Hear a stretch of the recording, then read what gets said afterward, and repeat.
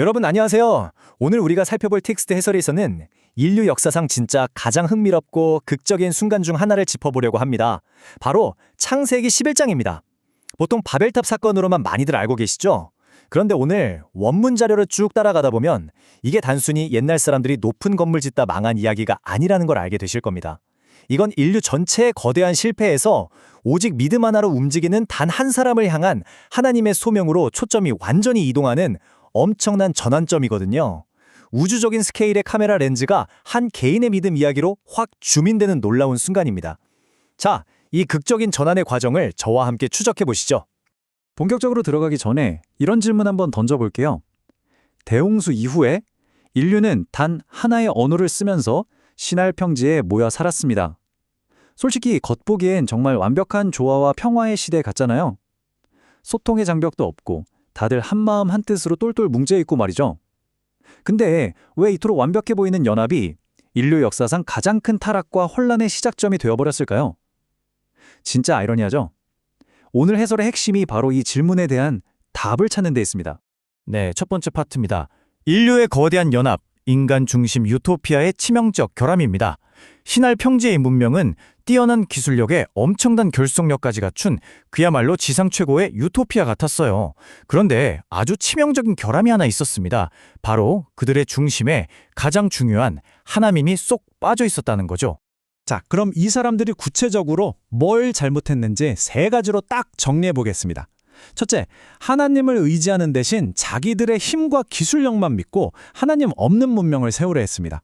둘째, 하나님의 영광이 아니라 야, 우리 이름을 내자 하면서 스스로를 숭배하기 시작했죠. 셋째, 이게 제일 큰 문제인데요. 땅에 충만하라는 하나님의 명확한 명령을 정면으로 거스르고 온 지면에 흩어지는 걸 거부했습니다. 이건 뭐 그냥 대규모 건축 프로젝트가 아니라 창조주의 권위에 대한 집단적인 반역을 저지른 셈입니다. 두 번째 섹션, 바벨의 진짜 문제, 하늘에 닿으려는 탑입니다.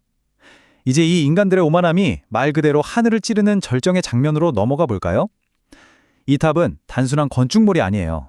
인간이 스스로 신의 자리에 앉아보겠다는 교만, 그리고 스스로를 절대화하려는 그 지독한 자기중심성의 상징입니다. 원문에 기록된 이들의 선언문 한번 보세요. 약간 망해가는 스타트업에 근거 없는 자신감 넘치는 비전 선언문 같지 않나요?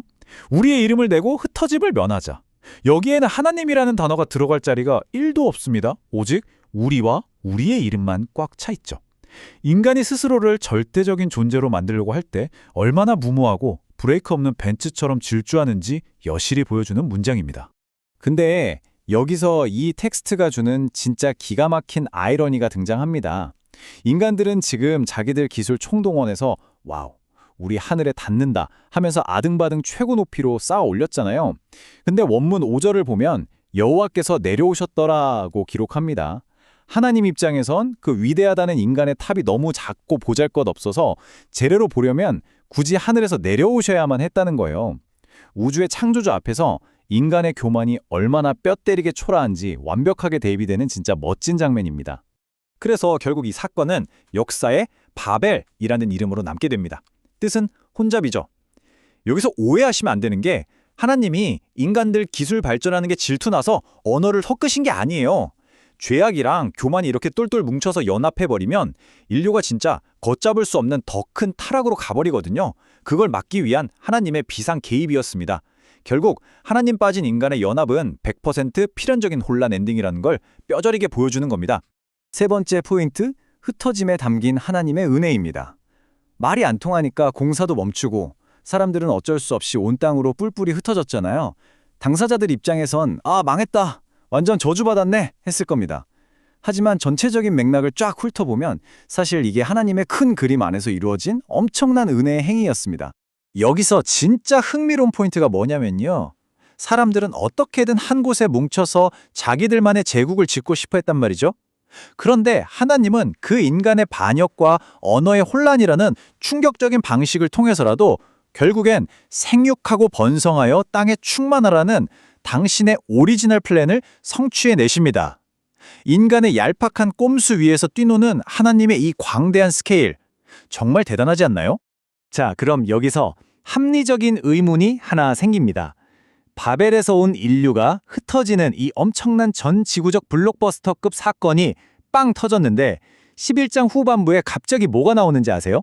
진짜 지루해 보이고 이름만 잔뜩 나오는 셈의 족보가 시작됩니다.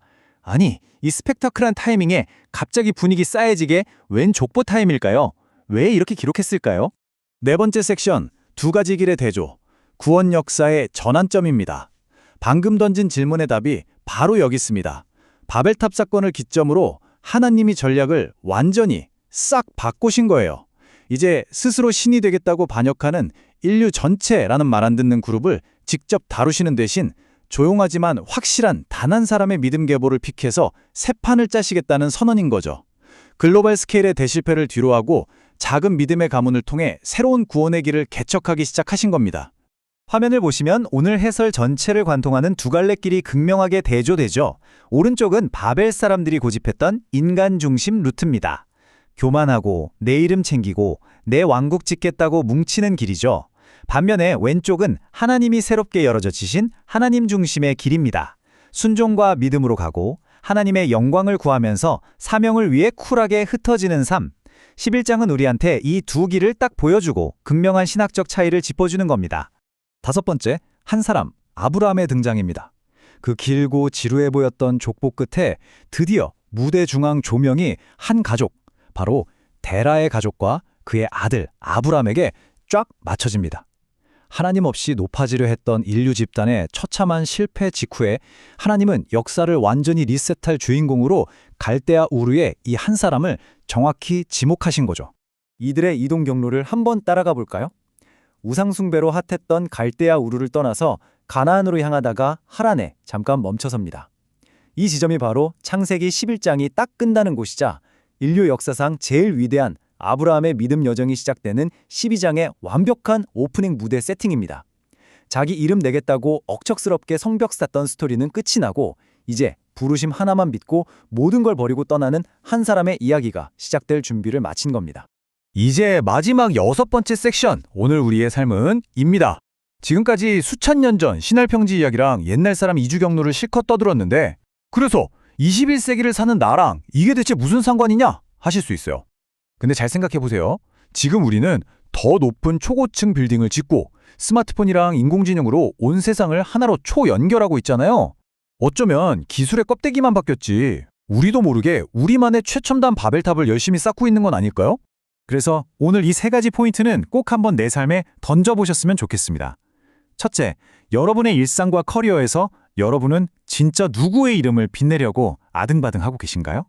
둘째, 아무리 대단한 스펙, 빵빵한 통장 잔고, 탄탄한 조직을 쌓아 올려도 그 중심에 창조주가 빠져 있다면 그건 결국 100% 무너지고 혼란, 즉 바벨 엔딩을 맞이한다는 걸 기억해야 합니다. 셋째, 내 왕국 지키려고 발버둥 치는 야망의 길 말고 아브람처럼 하나님의 부르심에 쿨하게 짐 쌀 수 있는 순종의 길을 선택하자는 겁니다. 오늘 해설은 이 구절로 마무리할까 합니다. 자, 우리가 내려가서 거기서 그들의 언어를 혼잡하게 하자. 살다 보면 정말 내 뼈와 살을 갈아 넣어 공들여 쌓은 내 인생의 탑들이 어느 날 갑자기 와르르 무너지고 엄청난 혼란이 찾아올 때가 있잖아요.